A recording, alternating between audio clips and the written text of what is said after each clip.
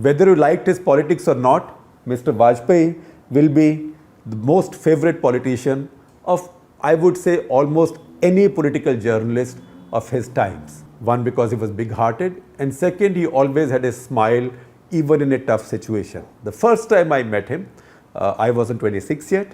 I was covering Assam in Guwahati, and I got a call from the local BJP office asking me to come and meet Mr. Vajpayee. So I was quite excited. I went to the guest house where he was staying on the outskirts of the city on a hill, and I thought I'll be ushered into the VIP room, but he was sitting outside on the steps of the guest house, and he said, "Aap to naujawan aadmi, you are a young man, come sit with me here." And we chatted for an hour where he listened to me, he let me talk. He didn't lecture me, unlike all politicians who try to lecture, who only want to lecture you. And he said that, look, I understand this is a very complex problem in Assam. It involves Hindus, Muslims, India, Pakistan, history of partition, Bangladesh, Assamese, Bengalis. And then he said, I don't know who will ever resolve this. And we see even now with NRC, the problem is still with us. The second time during the 1984 elections, which was the Rajiv Gandhi wave, he was contesting in Gwalior against Madhavrao Sindhia. And we obviously thought he will win. This was called Raja or Ranka, king and king versus commoner. And we thought the king will have no chance.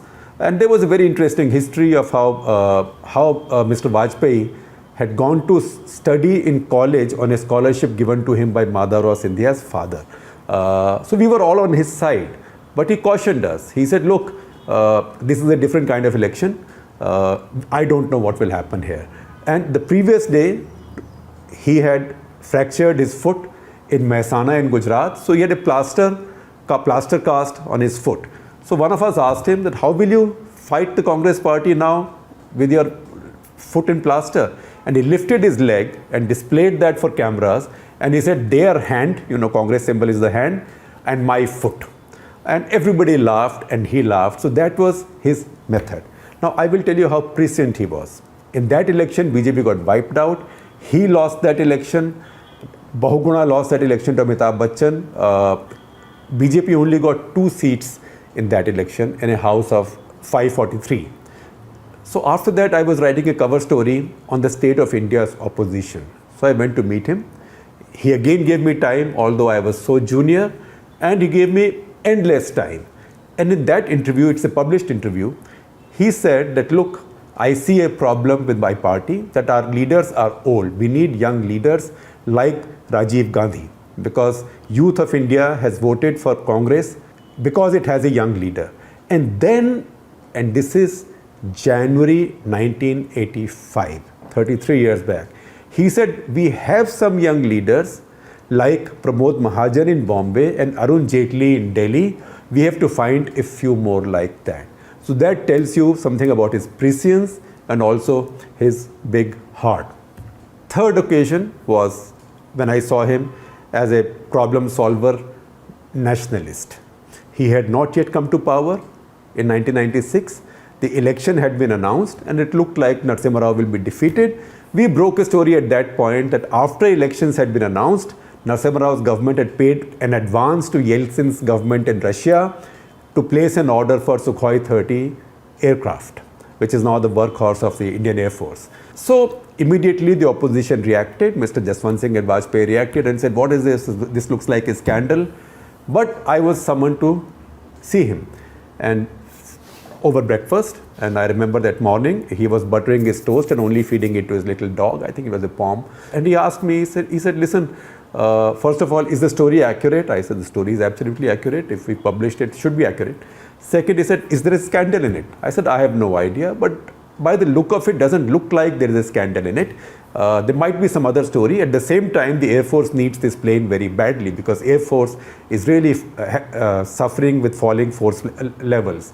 So he said, let's wait for some time. I don't want this to have the Bofors curse. Let's wait and find out more. And he and Jaswant Singh exchanged notes, and then they decided to not talk about this. And that scandal or so-called scandal died at that point. When they came to power for 13 days, they saw the files and they figured what the truth was. The truth was, just as India was having its elections, Yeltsin was having his election. And the factory that makes the Sukhoi in Russia was based in Yeltsin's constituency and had not paid salaries to its staff for a long time.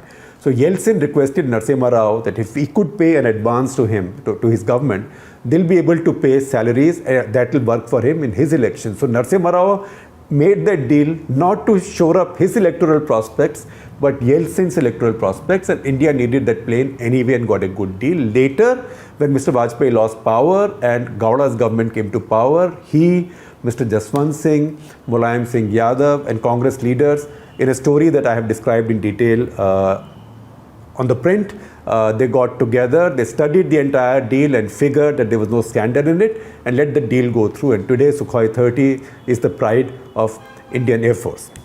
During the war in Kargil, I had sought time with him, so I went to meet him, and I was sitting in his ante-room for an hour and a half. My appointment was 3 o'clock. I was ushered in at 4:30 because his staff kept on whispering to me, Atal ji so rahe hain, Atal ji so rahe hain, uthe nahi, kaise uthaye?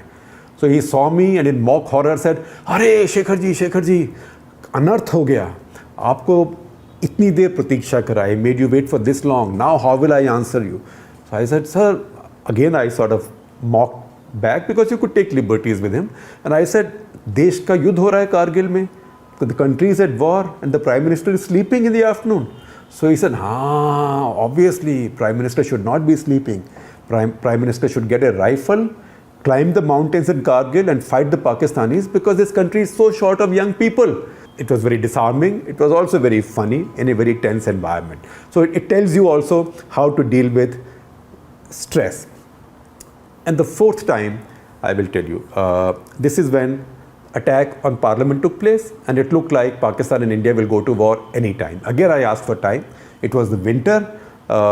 He sat me with him in his garden and offered me soup, which he was also drinking. So in the middle of this, I said, "Atal ji, आप युद्ध करने वाले हैं कि नहीं?" So he said, "आपको क्यों बताएं? Why should I tell you?" तो मैंने कहा उसका कारण है. And I told him jokingly that my family and I had planned a vacation in Munnar, in Kerala. And I said, "I don't want to be caught there while you start a war and aid spaces are closed. How will I answer my grandchildren?" So he again, with a mock horror, said, "Hey, Shekhar ji, ye samay hai chutti par jaane ka." Then I thought he's really going to war. And then he gave me a little lecture. He said, "Look, everybody wants to go to war. The armed forces want to go to war. Everybody is angry." I asked them, when the history of this war is written, what will be the name of this war? So I asked him, "What does it mean?" He said, "Every war has a name. You call something the Yom Kippur War, the 6-Day War, Bangladesh Liberation War, because the name that you seek for the war is the objective you have for the war. So is the objective to occupy Pakistan? No. Is the objective to break up Pakistan? No. Is the objective to capture the rest of Kashmir? No. What is the objective? Is the objective just to beat up the Pakistanis because you are angry? In that case, you will have to call it the war of anger. So do you really want a war of anger? And then he said, "Dekhiye, when you begin a war, where you begin a war, how you begin a war is entirely in your hands. Where the war will stop, how it will stop, when it will stop is not in your hands." So a leader, a Rajneta, as he said, has to think many times before he's taking his country to war. So I said, "In that case, you are not going to war." So he said, "Well, the preparation and the threat of war has to be so real that even we believe it and you believe it. Only then will coercive diplomacy work. And if it goes to war, it leads up to war, it leads up to war, I will take that risk." So these few instances give you different insights into the minds of a really great human being.